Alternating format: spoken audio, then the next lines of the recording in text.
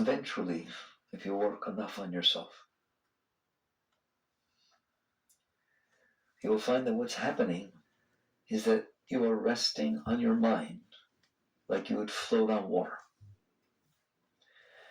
I imagine a bird who's fallen into the water and the wings are wet and it's trying to stay afloat.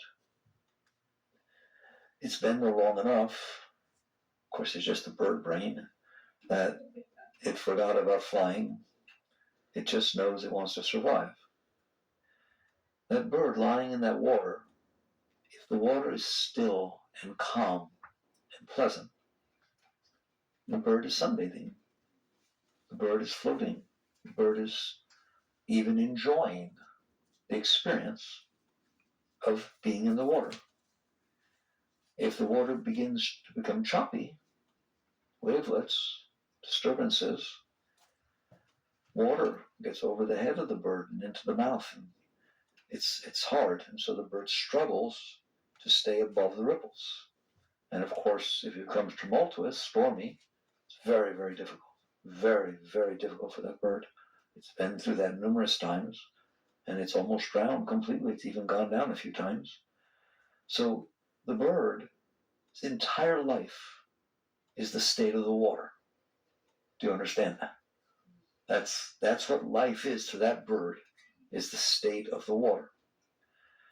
And so the bird, if it had its way, would keep the water calm, would have it be comfortable, and have it be peaceful. So it tries, however it can, to find ways to do this. Now, of course, you and I know, and this is a part you're not going to like, that bird don't have a chance in the world to determine what the water's doing, does it? But it thinks it can. Why? Because it has to think that. Because it needs the water to be still. And it can't exist thinking it has no control over this. So somehow it even gets in, I know it sounds so silly, it gets into the spot where it found out once that it was chirping a little bit because the water was nice, right? And the water stayed nice, okay? And that when it wasn't paying attention and looking a little bit to the right, the water got choppy. And so it developed all these concepts and views and opinions and preferences in its head that if I look to the right, don't do that because the water will get choppy. And if I do this and chirp just right, and every once in a while it works, you understand that, okay? And you come to discuss things with this bird, you don't want to have a discussion with this bird. Because what this bird's got going on in their mind is like, wow, where did you get there? And the answer is very straightforward. I had to do something. I couldn't feel helpless. I couldn't feel like there was nothing I could do. I ain't drowning anymore. I don't want to go under. My God, when I do things wrong, the whole tumultuous motion and water gets amazing and drowning. I better make sure I never do that again because I'll get completely freaked out. And when I do things right, when I think right and chirp right and look right and do everything right, the water gets calm and still, and I needed to do that, right? And I now am one neurotic bird. Do you understand that? All right? Because I can't always figure out why, if I chirped exactly the way I chirped last time, I must not have it right. There must have been something, past life or something, that has affected this. All right? There's something, it developed this whole thing about karma, about things it did before. It's really complicated. It did something before so that even if it chirps, right, it doesn't matter now because it was offset by these past things and all that kind of stuff. And then really this whole past life thing, somebody came along, another bird that was floating along told her about that. That's not even what you did this time. It could be what you did last time. So now you're going to figure that out. And it really is very difficult for this bird. This bird is having a very, very hard time. Especially, it's hard enough that when the water gets tumultuous, that the bird has to struggle to stay afloat. Now he feels guilty. Now the bird feels, what did I do wrong? It's just the most amazing thing. And the bird finally figures, I can't figure this out by myself. It's unbelievable. I know I'm causing this, but I can't figure it out, right? Maybe there's another force that can control this for me. I've heard rumors that there was a higher force, right? I'll pray to that. and ask that force to make it so that what I'm doing works and makes the water right. And this entire bird, every life, every moment, even the prayers to the higher force, are about controlling the water. Do you understand that? Every single thing that bird is doing is about the fact that I'm stuck. He doesn't even know he's stuck in the water because he doesn't know he can get out. Remember, I started right at the beginning telling you forgot that he ever flew.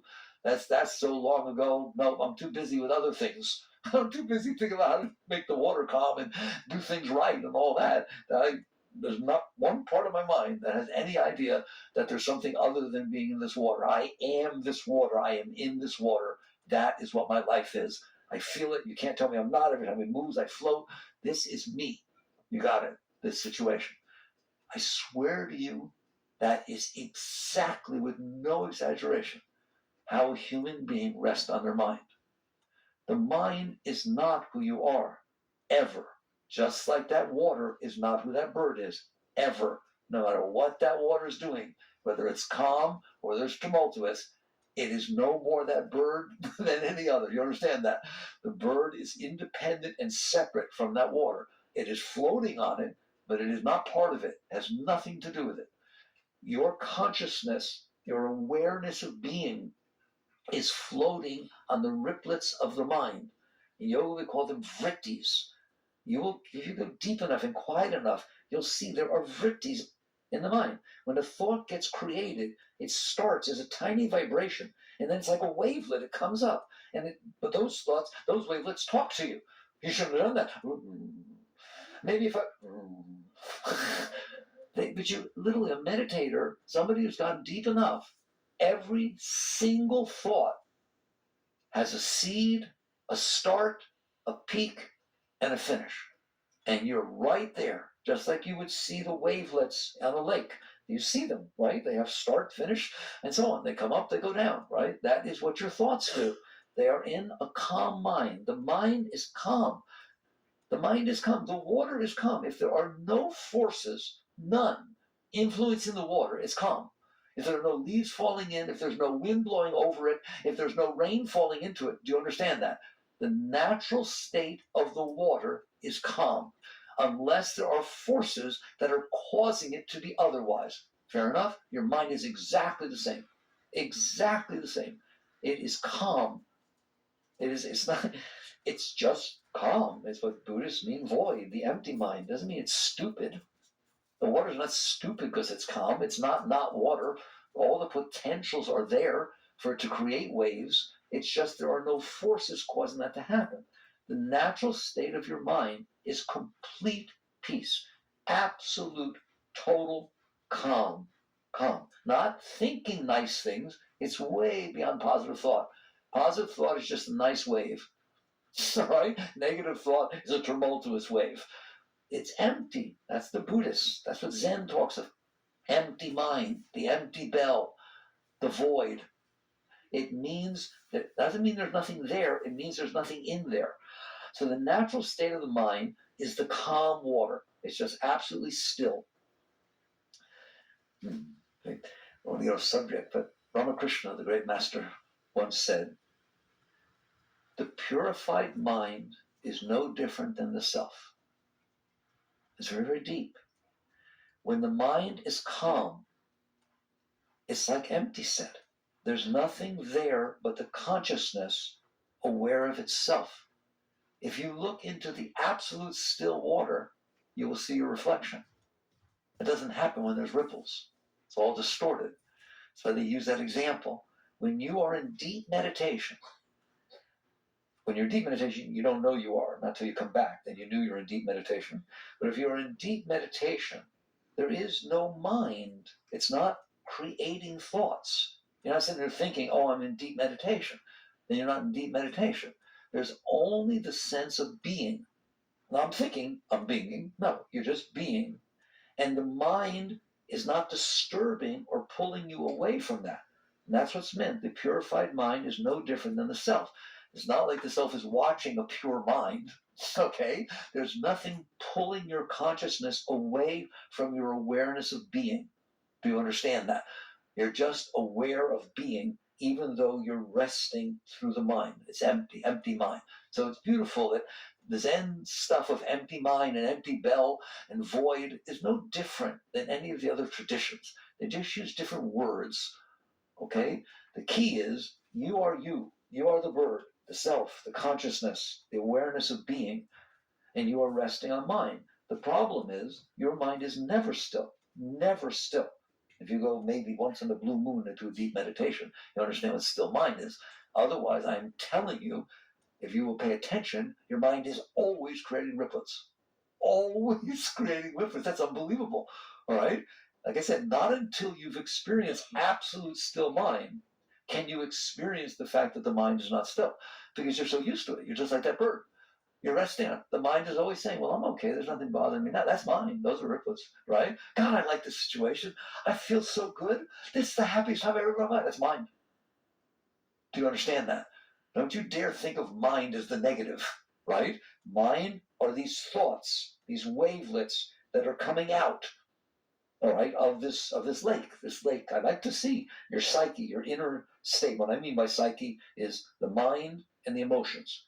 That inner state. I like you to see it as water. It's a lake. It's a lake.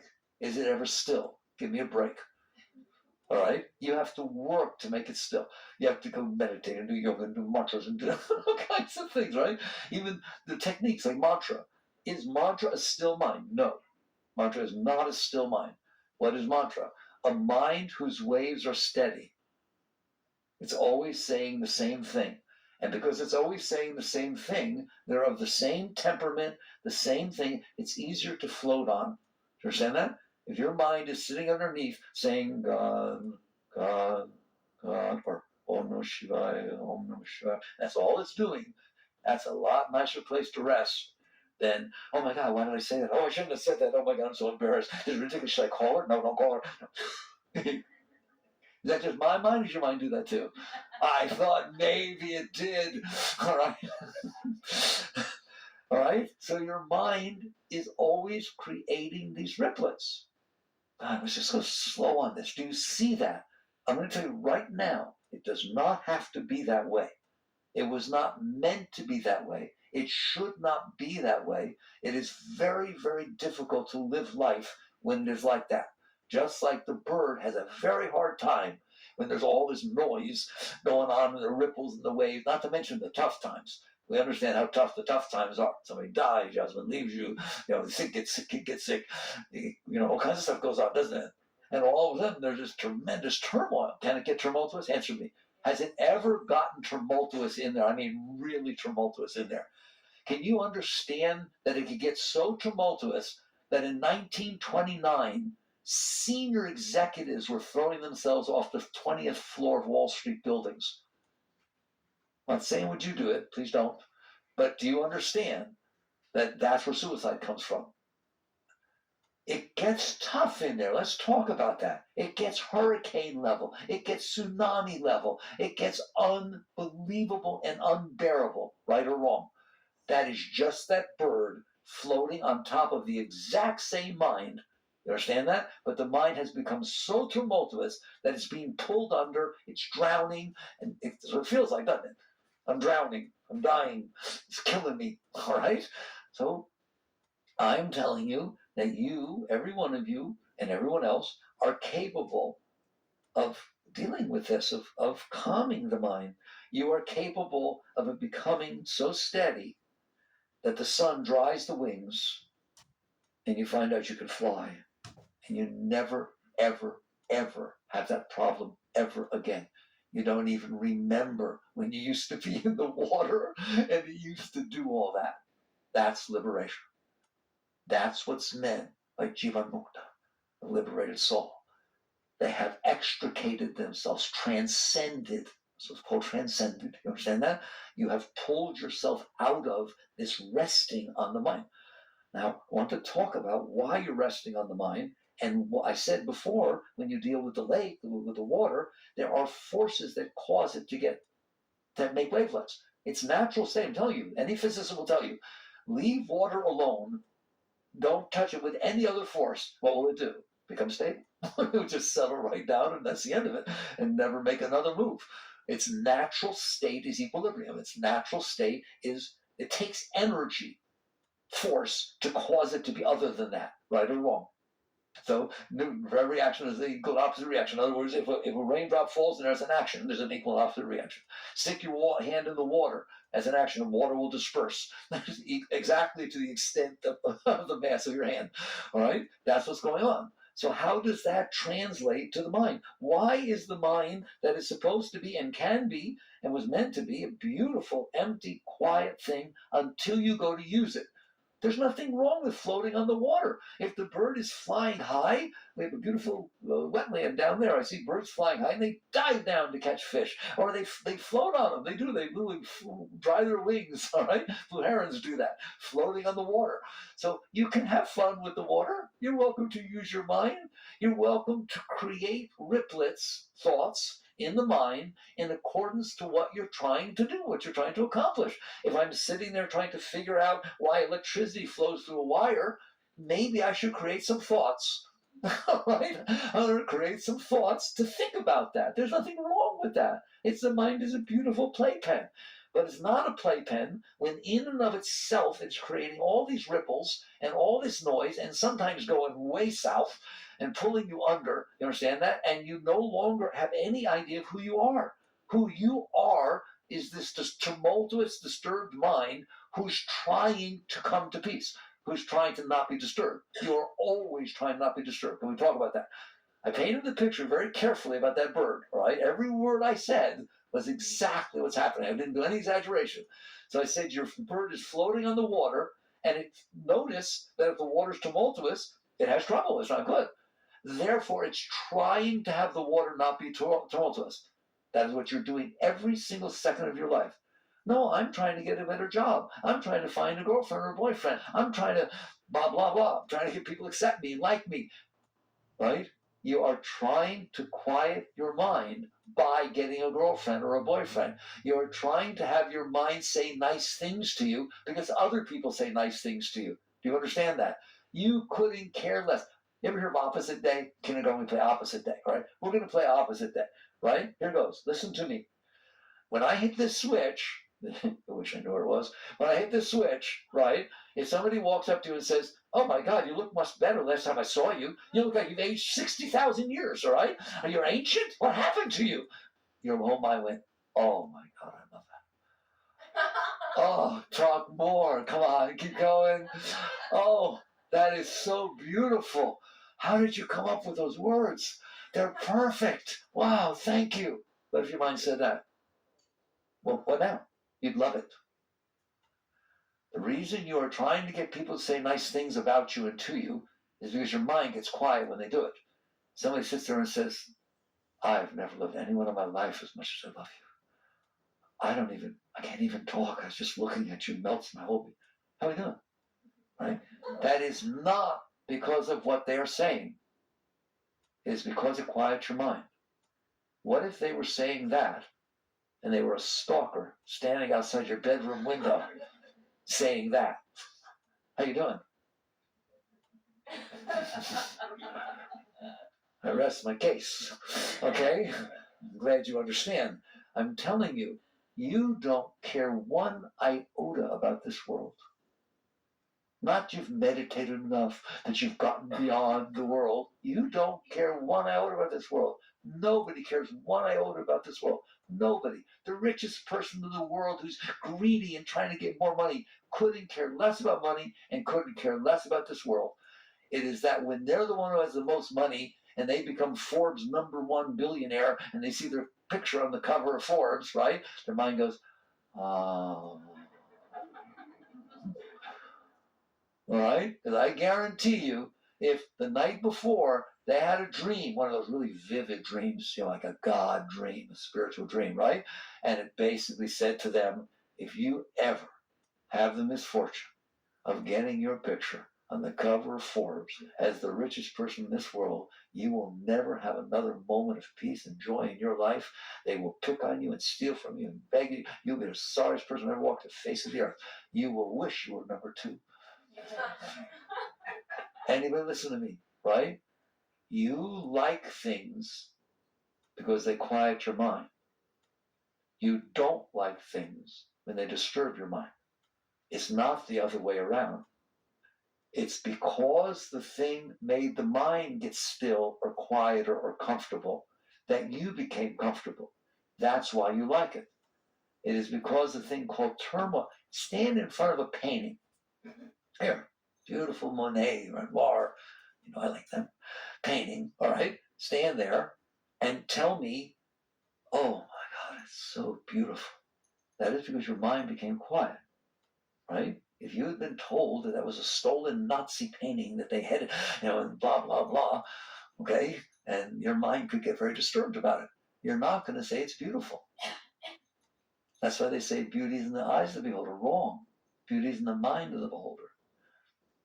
Just change your mind. One little thing. And it's not going to be beautiful, is it?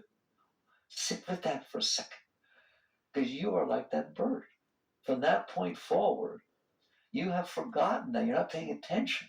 And what you're trying to do now, because the water is affecting your life so much, you're trying to figure out how to get the water to be quiet. You don't understand. You've left even the concept that it's the water. You're sitting there saying it's how I'm thinking and how my eyes are looking and whether I did something before. It's my karma. Do you understand that? You've tried to attribute it to things that are under your control. The water is not under the bird's control, but the state of the water determines the state of the bird because he's resting on it.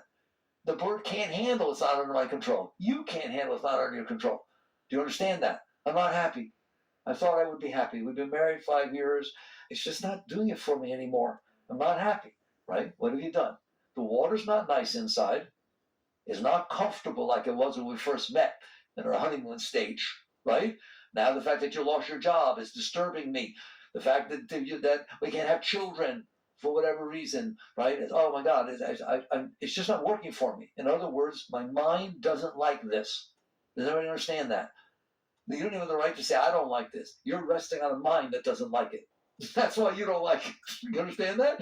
You are the consciousness that is resting on a disturbed mind that is saying not nice things. Correct? I don't want to come home. I don't want to come home. He'll be there. I'm not comfortable with him. And I don't want to talk to him. God, he doesn't even understand how I feel. Oh, if I ever told him now, I would hurt him. I don't want to do that. There. How's that mind? Fun? Right? You've been there. That's a very disturbed mind. You're resting on that mind. Because you don't know anything about fixing your mind.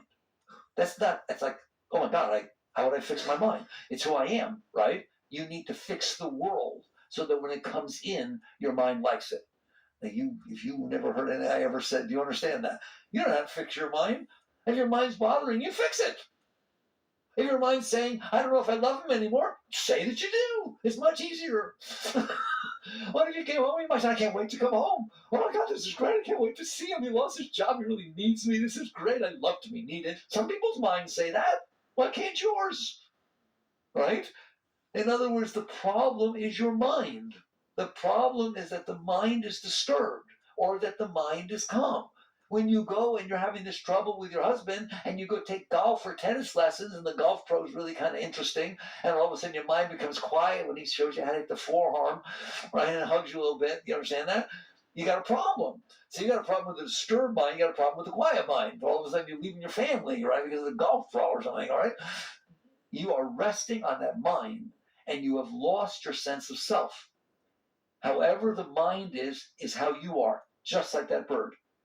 Right? There's not even any concept that there's any way out other than the water becoming quiet.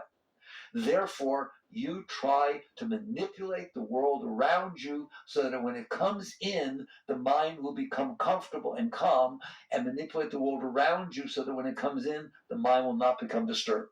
Do you see that? Do you understand that? That's all everybody's doing, right? You are a servant of the mind. Whatever your state of mind is will drive you to do things outside. You will try to change the outside, to manipulate the outside, to control the outside, so that when it comes in, the mind will go, oh, I like that. Instead of, no, I don't like that, no. Right or wrong? Has there ever been a time that your mind said, no, I don't want to go there, I don't like that you felt good going? You're laughing at me. I'm laughing at you. I mean, that's ridiculous. It's just a mind. It's just a body of water in there that can make ripples or not make ripples, right or wrong. It can get nice in there, can it? And it can get really disturbed in there, can it? Just like the water. That has nothing to do with you. You are the one who's experiencing that. If you sit there and tell me, oh my God, my heart's hurting me, it's hurting my mind, driving me crazy since he left, I'm going to ask you a very simple question. You won't like it. I'm going to ask you, how do you know? I'm asking you, how do you know? How do you know your heart hurts? You never asked yourself that question. You said, how do I stop it? How can somebody do something? What do I do? All you care about is stopping your heart from hurting. I'm asking you how you know it hurts. Because the answer is, I'm in here, floating on it. Oh, I'm in here. Who are you? Who are you who's in there that notices that the heart hurts? Because you are not the hurting heart. You said, my heart hurts. Whose? My is a possessive pronoun. Your words are actually correct. That's what's hilarious. Your words are very, very spiritual, the way you describe things, right? Oh, my hand hurts. Well, I don't understand. I thought you were your body. You said, it's my hand. Whose? Whose hand is it? My purse, my piano, my hand. I'm not an identity with the piano. I'm not an identity with the purse. I'm not an identity with the car. I'm not an identity with the hand. I am the one who's noticing the hand and calling it mine. You want to know how tenuous mine is? Watch this. You walk into a car dealership. You don't happen to own a car. Somebody asked you before, where's your car? I don't have one. Right? You put down some money. You get into a car. It's mine. It's really funny. It's mine. How did it become yours? Right? It's not you. You understand? It's a possession that you have. You in there were in there before you had the car. You're the same you who has the car. Are you not? I am telling you, though you will not like it. I actually said this in the course. They feel funny about it. All right? If you are standing there staring at the hand and it gets chopped off, you're still there staring at the not hand. Yes or no? You have not changed one iota. You are the exact same conscious being inside saying, this is my hand. What happened to my hand? Where's my hand? It's the same person, right or wrong. That is you. That is the consciousness, the awareness of being. It is the exact same thing with your inner state. My heart hurts. Whose heart? The one who's noticing that there's a thing in here that's going. I am the experiencer of the hurting heart. Has it always hurt? No. How do you know? Because I was in there then and I'm in here now. I've always been in here. How long have you been in there? Did your heart ever hurt when you were 12? Did you know? Was it the same you who knew? You are the bird, the consciousness, self, floating on the ocean of mind. When the mind is calm, you are fine. When the mind is tumultuous, you are not. Since you know this is the core of what you know, right? It's like cave people. Like, not like. Me like calm. Me no like turmoil. Right or wrong? Who taught you that? Your parents? Did you have to go to school to learn that? Well, that's as intuitive as it becomes, isn't it? All right? I don't want to be drowning, okay? I like it being comfortable in here. Of course you do. Of course you do. Isn't that nice I get to say that? Don't give that up. You could never give that up. You understand that? That's part of your nature. So your being is in there. You are resting on this lake. You don't realize that because you're so lost in it. You're resting on this lake, and you're only okay when the lake is okay. And you're never okay when the lake is tumultuous. All right? Now, you don't understand that. That's what yoga is trying to teach you, what I just told you. That very simple thing I just told you. You are not your mind. You are resting on your mind. Therefore, you are experiencing the state of your mind, right? You have no idea what to do about it, other than you have noticed that if something outside of you says something to you, sometimes your mind likes it and it gets quiet. And if something outside of you says something to you, sometimes your mind doesn't like it and it becomes tumultuous. Have you noticed that? Sometimes have you noticed if you're building a house, someday you'll do that, and they paint the wall with the color you picked, it doesn't always look exactly the way you thought it was going to. Notice the word thought. That's mine, by the way, that you thought it was going to, and now every time you walk into the room, the mind disturbs you. Who knows anything about that? It's not funny, right? It's like you walked into a room And the mind said, oh my God, I can't believe I picked that color. Every single one, I can't believe I picked that color. I should have picked the other one. Oh my God, I didn't pick that. Should I paint it? No, it's not worth painting it. Come on, nobody. You're disturbed. Have you noticed? And other times, you get it just right. What does it mean you got it just right? Your mind says it's right. When it comes in, your mind does not go into turmoil. Fair enough? Everyone own that? Okay, good luck. Because I'm telling you, that is exactly the same as the bird deciding how to make the water quiet. Right? And so basically, you feel you have no choice.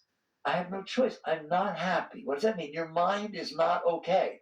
Therefore, I need to find another relationship. Therefore, I need to change my job. Therefore, I need to do this. Therefore, I need to do that. It literally runs you. It tries to figure out that. That's the most funny part. Are you ready? Your mind is doing all this. When you want to fix it, you go to the exact same mind. You listen to me, I'm scolding you. You go to the exact same mind that isn't okay and ask it what needs to happen outside so that I am okay. So you are okay. Oh my God, that's unbelievable, right? If something is not okay, it doesn't know how to be okay. It's not okay. Don't be jealous, then ask jealousy about how to not be jealous. Jealousy does not know how not to be jealous. Why? Because jealousy is jealous. Do you understand that? You have to abstract from being caught in that state to where you get clarity. Now you can look and see about changing things. But that's not what you do. I told you the ultimate. I have a totally disturbed mind. I'm on withdrawal. I was hooked on, whatever. And I'm trying to go through withdrawal. My mind's disturbed. What do you think your mind's telling you to do? Get a hit. Just once more. You'll be okay. If you can get a hit, you'll calm down. Then you can get off the stuff. What? Do you hear it? What do you want to say says that? If you get just once more, all right, I'll get my strength back. If I have my strength back, I'll be able to go through the withdrawal. It literally makes sense to that mind. And it says stuff like this. I know people that try to stop smoking. They can't. They've tried many times. So now I see them smoking the store. What are you doing? Well, I had trouble not smoking, right? So I thought about it. I said, if I smoke 2 packs a day instead of 1, I'll get so sick of it that that'll stop me from smoking. And people actually do that. I'm serious. You have no idea what the mind's going to say when it's disturbed. Yes or no? Are we having a communication here? All right. So it's bad enough that you rest on your mind. It's bad enough that the mind is totally, we'll talk about why the mind's affected by the outside world in a minute, but it's told that it's being affected by it, but you don't know what to do anything. So what you do is go to the disturbed mind while it's disturbed and say, what should I do to change the outside, right? I don't know what she's saying to me. She's going to leave me, all right? She's going to leave me. What should I do? Hit her. Isn't that what it tells them? Right? I did 30 years of prison work. You're not going to embarrass me. All right? I went in maximum security prison, in for life, everybody I dealt with for 30 years, all right? Every single one, if we ever had a conversation like this, and that's how we talk like this, just like I talk to you, every single one smiled and said, that's why I'm in here. There ain't no other reason you're in here, right? You fell in love with somebody and you want to get married, you want to engage, you have absolutely no money, right? You see a jewelry store over there and you walk and steal the thing. Who gave me that idea? My mind? You hear the expression seemed like a good idea at the time?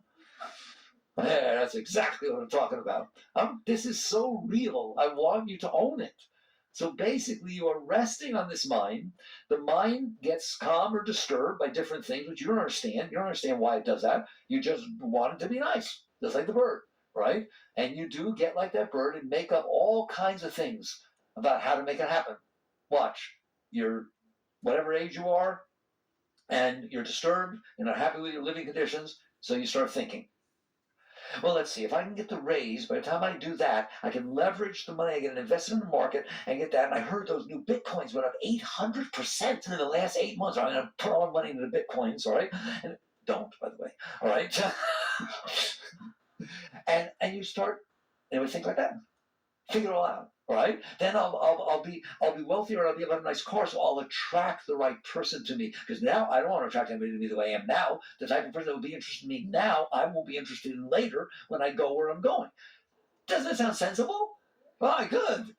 All right? So the mind, when it is in disturbance, you go to that mind and it tries to figure out you check it out throughout your entire life. The only thing your mind has done is complain that it's not okay and try to figure out what everybody else needs to be so you can be okay. And no time did the mind say, I'm not okay, I should shut up. No, it didn't say that, okay? And when you went to the mind and said, oh, mind, what do I do with this turmoil? It didn't say, I don't know, I'm just a mind. It didn't say that. It tried to figure it out. It just kept thinking. It's thinking, doesn't it? That's why it's thinking all the time. People ask me, why is that voice in the head not shut up? Because you told it to try to figure it out. That's all it's trying to do, is figure it out all the time. Watch it. Just watch it. I've watched it for a long time. It's trying to figure out what's wrong and what to do about it. But at no time to say what's wrong is I'm complaining. It says, how do I fix what I'm complaining about?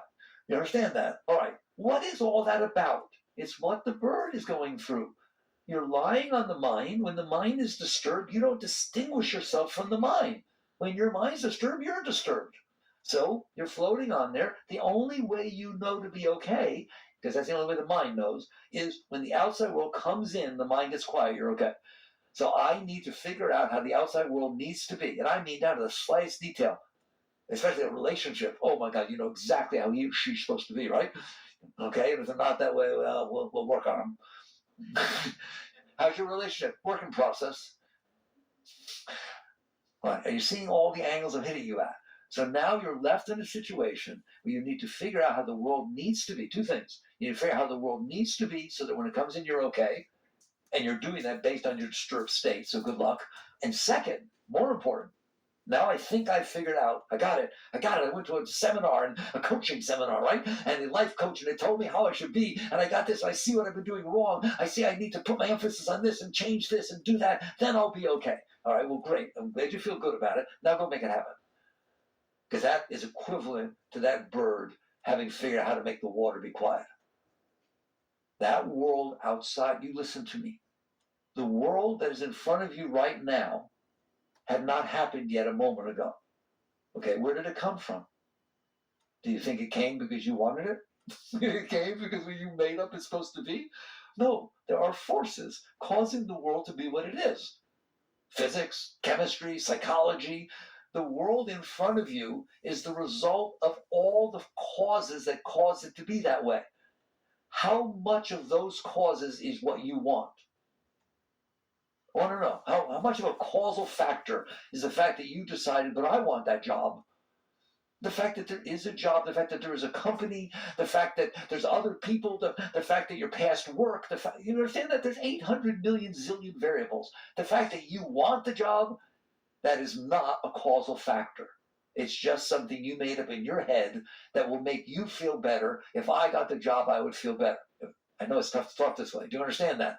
Right? There's not a single book that you opened up and you're studying natural sciences in school, meteorology, chemistry, physics, psychology, anything, that when you were trying to study why things are the way they are, that you opened it up and said, you did it. They're the way they are because of you. You're right. It rained yesterday because it's your birthday and nobody likes you, even God. That's why it rained. We studied, the meteorologists all studied it, and they took a vote. Because I'm telling you, as funny as that sounds, that it didn't rain on your birthday because it was your birthday, nor is anything else happening because it's the way you want it or don't want it. It is happening because of the trillions and trillions of forces that cause things to be the way they are, right? She's perfect, but she's short for me. That has nothing to do with you. You have no right to even think like that. She's short because of genetics, and therefore it's because her great-great-grandmother met her great-great-grandfather. It has nothing to do with you. You weren't even around. Every single thing of the moment in front of you is inherited from all the moments that ever were. That is equivalent to why the ocean is doing what it's doing while the bird is floating on it. That bird can think all it wants that I'm causing it to happen. You're not. You are not causing it to happen. There are forces that are causing it to be the way it is. You want to think you're in control because you can't handle that you're not, because at any moment it might get tumultuous. No, I have control over this. It's how I'm holding my eyes. It's what I'm saying in my head. It's how I sung my song before. It's karma from a past life. Go on, just have fun. Okay? Have fun letting your mind develop a world that says, I have control over what's coming in. You do not. Christ said, let those who have eyes to see, let them see. Let those who have ears to hear, let them hear. In other words, the world is unfolding in front of you. It is coming in for your senses. You got some work to do if you can't handle reality. If that's what you're doing with reality, you're not going anywhere. You're going to struggle and suffer and get neurotic, just like that bird. You're going to feel, I got to figure out how to make it good. Now I got to do, I'm doing everything I can. How do I manipulate it? And you're just going to be busy thinking all the time. Every time you meet somebody, you'll be uncomfortable. You're uncomfortable meeting a new person. You might not impress them. They might not like you. It might cause trouble. They might know somebody you knew. You understand that? There is discomfort at all times inside of you. And I'm just saying you, generic you, humanity. There is discomfort all the time, no matter what is going on. Every once in a while, there's a peak moment, but it doesn't last, right? It's uncomfortable. You're scared. You're scared something will go wrong. Anyone relate to that? To being scared something will go wrong? You might say the wrong thing. Have you ever walked away from a conversation with somebody? The conversation's over, but it's not over inside your head. Oh, why did I say that? Oh, God, I was doing good till I said that. You are scared. That's scared. Okay? Right. We said there were forces that were causing the water to be the way it is. There are forces that are causing your mind to be the way it is. You're not doing it. You didn't decide to have a neurotic mind. What has happened is past experiences you have had. Some of them have come in, made you feel comfortable. It's perfectly natural. Some of them come in, make you feel not comfortable. If you don't think that's natural, the example I always use is have a butterfly, two butterflies flying around, gorgeous monarch butterflies, while three people are standing next to you, and we're all nature lovers, come flying around over all your heads and land on your arm. Both of them, they land on your arm. How you doing? That's what I thought, all right? Have one rattlesnake come crawling up, right? Not land on your arm yet. Just be there, all right? How you doing? Okay. Those things have nothing to do with you. You did not cause those butterflies to land on your arm, and you did not cause that rattlesnake to rattle. But yet when they come in, they're either comfortable or not comfortable. Fair enough? So that's what the Buddhists mean by the nature of things. Everything has its nature. Nobody's denying that. So that when it comes in, it will cause certain changes in the ripplets of the mind. So what? They don't last. A leaf will drop in the water, it will cause ripples, and they'll go away. There's nothing to do about it. There's nothing you can do about those ripples when the leaf falls in the water. I want you to go home and meditate on that. Anything you try to do will make more ripples. I'll stick my hand in and pull it out. Yeah, that'll work very well. I'll jump in the water so that I can catch the next leaf before it falls. You know, that worked out real well too. Right? There's not a single thing you can do aside from leaving the natural forces to let the ripple calm down. Right? So butterflies may come and land. They're beautiful. It's very nice. It's good. Rattlesnakes may rattle. Not so nice. Goes away. Still the natural state with no other forces affecting it. You're okay. And the vast majority of the time, right now in your mind, what's affecting the state of your mind is you. You're in there worrying about what happened in the future and holding on to what happened in the past. I've watched my mind. 95% of the problems that my mind thinks about are things that I decided I didn't want or want. They're not rattlesnakes or butterflies. Well, what if I go on the vacation and it rains? I don't want rain in Hawaii. That's ridiculous. I won't like that. Maybe I shouldn't go. What is that? Those are ripples you are causing. There's no rain right here. There's nothing good. Your mind is creating ripples. Well, what if I get married and he turns out to be Dr. Jekyll and Mr. Hyde? How will I know? I've only known him 12 years, and we only lived together for 11. I guess I'm very neurotic about that, so I've checked this out for 11 years, and now he tells me if we don't get married, he's going to leave. Or do I want him to leave, or don't I want him to leave? If I really loved him, why didn't I marry him yet? God, I don't know. Who's causing that? You. Your mind is causing its own ripples. It's hilarious. All right. So the cause of these ripples in the mind are because you've had past experiences. Some of them have been pleasant, some of them are not. You've held on to them. I mean, this is the bottom. I'm going to do it very quickly. The bottom line is you've held on to those experiences. You have not let them end like the ripples of the leaf in the water. You understand that? Not a single thing ever happened to you, you let be over. You stored it. I mean, look, things that didn't affect you strongly, you let go. The white lines on the road come and go. All kinds of clouds float by. But basically, inside, if something is extremely pleasant or extremely unpleasant, I guarantee you it's still there. It left an impression on you. And now what happens is, when the world is unfolding, you're judging it based on what it's going to be like. And you are out there trying to manipulate it. How you manipulate it? By thinking about it. Therefore, you've ended up, I don't want to get into it, you live in there, you know all about it, right? It's very rarely common there, is it? Okay? And you are busy. All right. What is your option? Your option is to realize you are lying on a mind that is like lying on water. When the mind becomes disturbed, it's not nice to be in there. When the mind becomes calm, it's nice to be in there, right? How do I not lie on the mind? Why can't I just leave the mind to be what it is? When it sees a rattlesnake, it gets disturbed. When it sees butterflies, it gets calm. That's very nice. It's beautiful. It's like the seasons. It's like the weather. The rain is nice. The wind is nice. Why can't I be comfortable the fact that the mind reacts and responds to the nature of things? Why would it not? Here's a mirror. It reflects what's in front of it. Here's a mind. It is moving in accordance to what comes in. But the movement is very quick. It comes through. Somebody comes in and yells at you. Why'd you do that? You shouldn't have. I told you not to do that.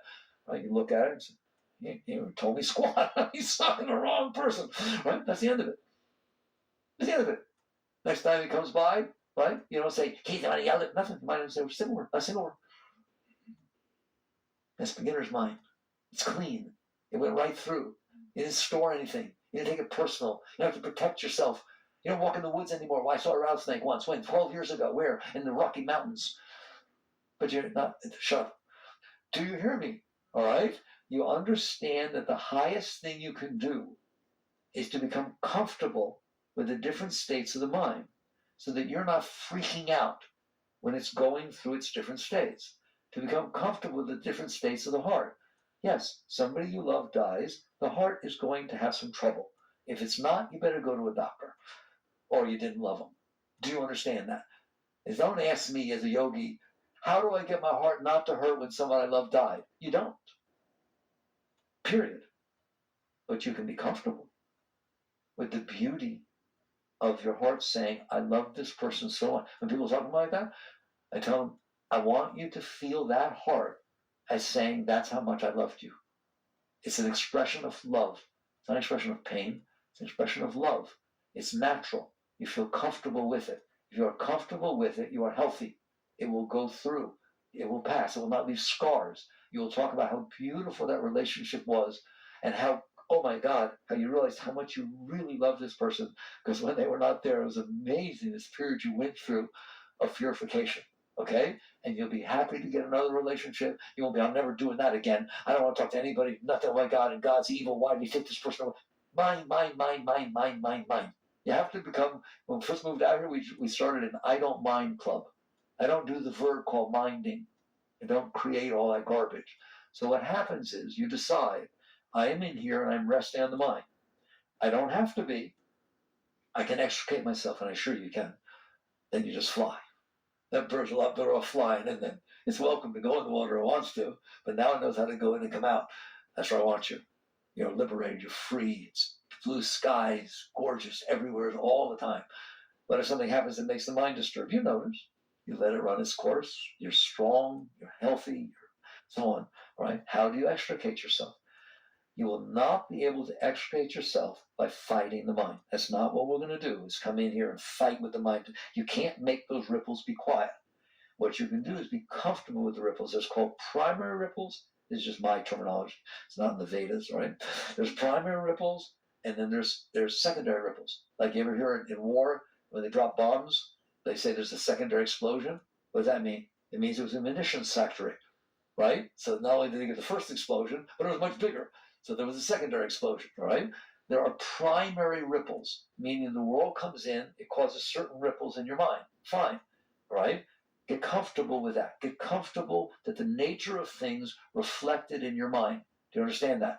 Somebody was mean and they mistreated you, right? You went through that experience. That came in, it felt yucky.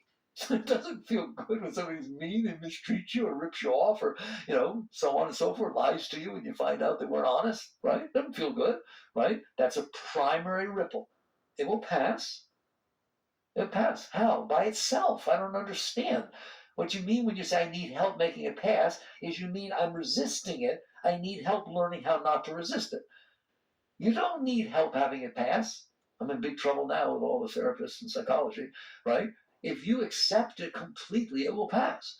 You do not need help stopping the ripples caused by the leaf. They will stop by themselves. They will run their course. So will everything inside of you. But if I do this secondary ripple, which is what? I'm trying to take the leaf out.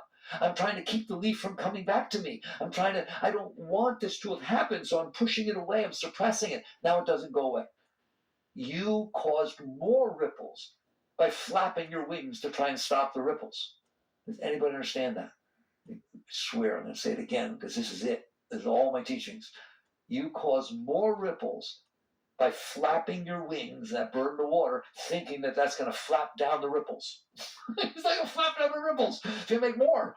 Okay, when you're in there struggling and fighting with the past and what might happen in the future and why somebody say this, you are causing ripples by yourself. Yes, there are natural ripples. Yes, there are. They are the reflection of the nature of what came in. They will come and they will go, period. You just be comfortable. You don't react by fighting them. You don't react by getting all weird inside and coming with concepts of what's supposed to be and not supposed to be, and this is wrong, and of course I have the right to be righteous anger, right? I have the right. Why do you want to be angry? Why do you want the right to be angry? There's no such thing as righteous anger. How do you like that? There's no such thing as righteous anger. There is such a thing, all right, as blessed are the peacemakers, for they shall inherit the earth. There's such a thing as a person who's centered enough and calm enough that they can stand in the presence of very disturbing things and bring harmony to it. That they can do. A big difference, isn't it? Right? That's an activist, a passive activist, right? So you realize you are causing, and I'm telling you, I'll put a number on it. I've been doing this for what, 40 odd years. At least 95% of all the vrittis, ripples that are going on in your mind, you did as a secondary reaction to what's going on. And now you're reacting to the reacting. Okay? And reacting to reacting. All right? It's so complicated in there you can't even see straight. All right? What's the way out? Stop it. Stop the mind from reacting? No. Rest quietly and let the ripples pass through. It takes time. Relax and release. That's the answer.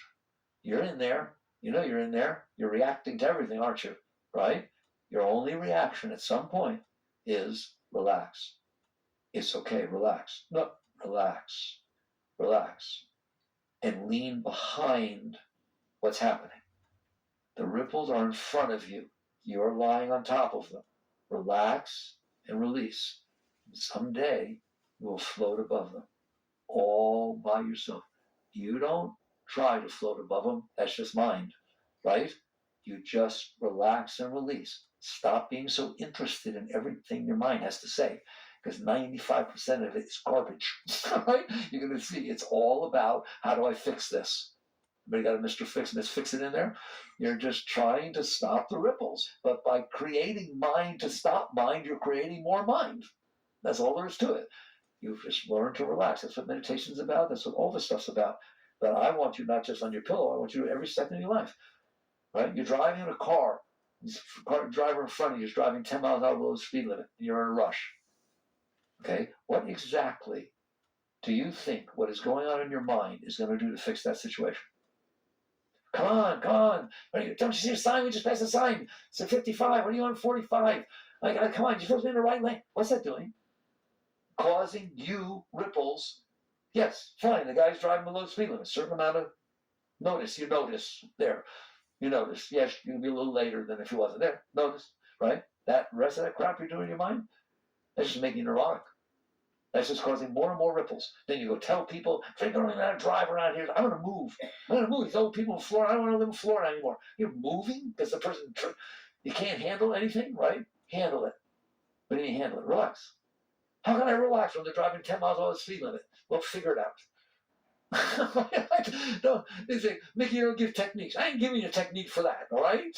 It's like, I understand if you're not doing something, you have to learn how to do it, you need a technique, right? You know how to play the piano, right? But if you're doing it, you don't need a technique to not do it.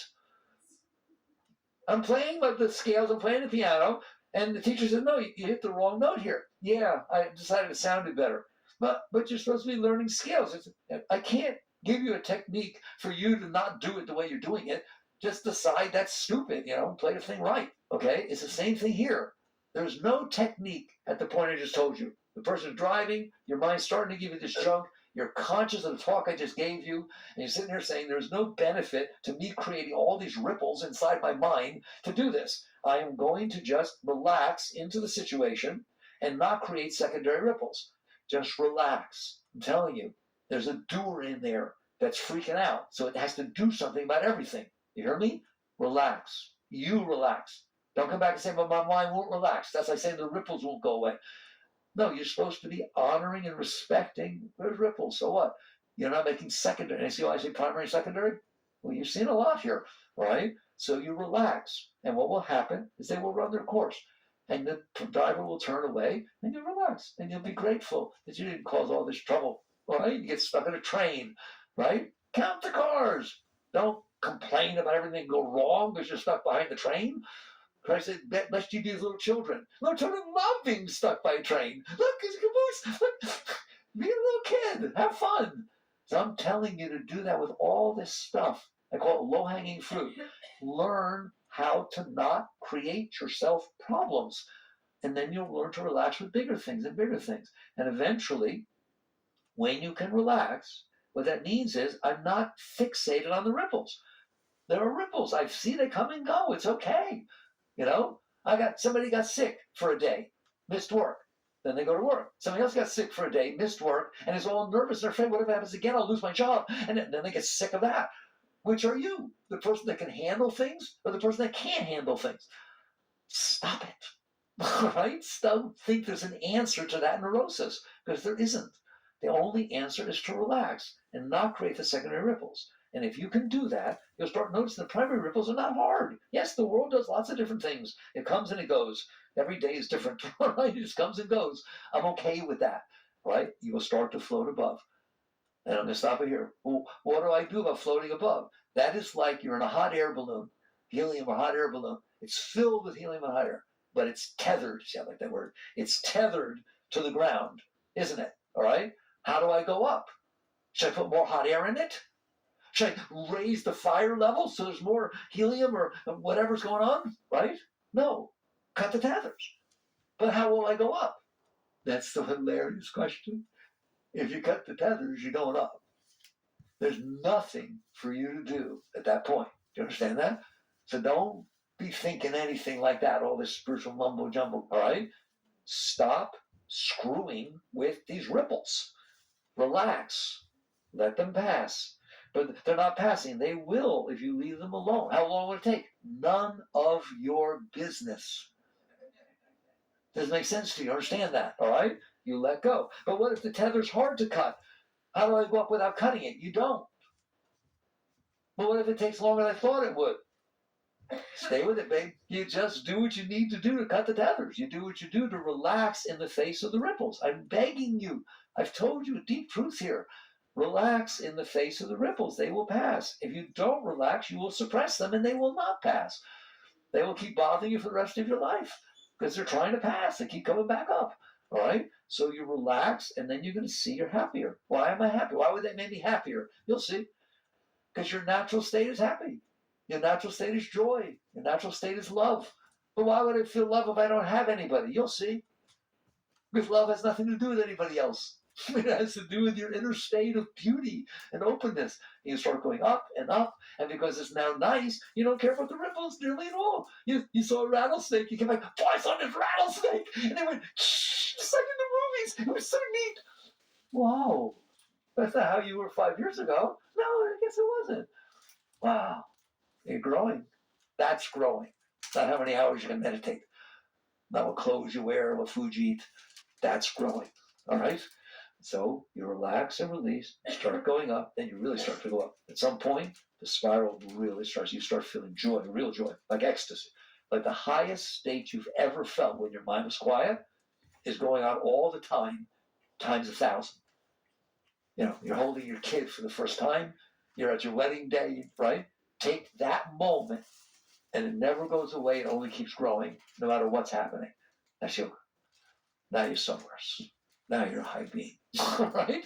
And you just keep getting pulled up into it. And eventually, the masters teach you that you get pulled up so far away from your personal self that you realize you could soar, that you have nothing to do with that water at all. Nothing. And you just merge in the infinite. All right. Right. Good. Thank you. Jakarta.